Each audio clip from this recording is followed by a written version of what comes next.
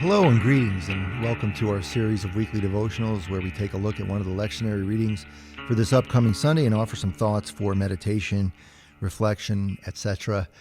This week we're looking at a passage in the book of the prophet Isaiah, chapter 40.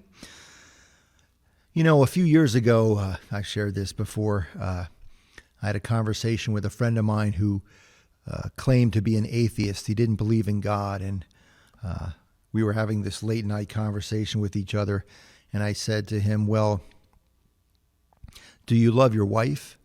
Do you love your kids? And he said, well, I don't know, maybe sometimes. No, he said yes. And I said, well, then you believe in God because God is love. We are taught in the scriptures God is love. So if you love, you believe in the presence of God. You know, it's tough for those of us who are people of faith to deal with people who don't believe. How do we prove the existence of God? Of course, we believe in God by faith, but I remember as a kid, it bothered me. I wanted to know for sure, did God really exist? And I remember asking sometimes, I would pray on my knees, God, could you please come down here and show yourself in my presence? And then, of course, I quickly reversed gears and because I was afraid if God really did present himself or herself in front of me, I would probably die of fright. But I remember, asking for all kinds of demonstrations of God's power as a kid to prove the existence of God. In our verses today, Isaiah writes to the people of Israel, "Lift up your eyes on high and see. Who created these? He who brings out their host and numbers them, calling them all by name, because he is great in strength, mighty in power. Not one is missing. Why do you say, O Jacob, and speak, O Israel, my way is hidden from the Lord, and my right is disregarded by my God?"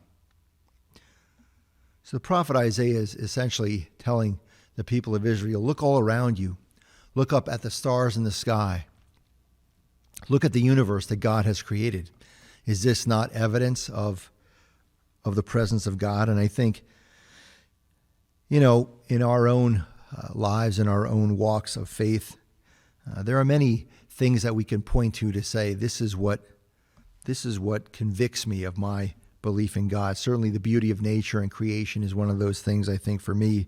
For many folks, I remember reading about Albert Einstein, the great physicist, who looked at all of the intricacies of the universe, and that convinced him there must be some divine creator behind all of this. It cannot possibly just be random. God does not roll dice, he famously said.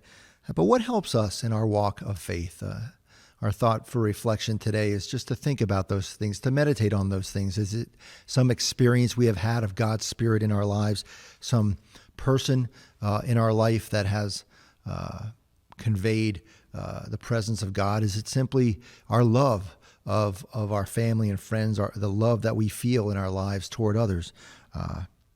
What helps us? What convicts us of the presence of God in our world and in our lives, and to think about those things and to reflect upon those things this day. Amen.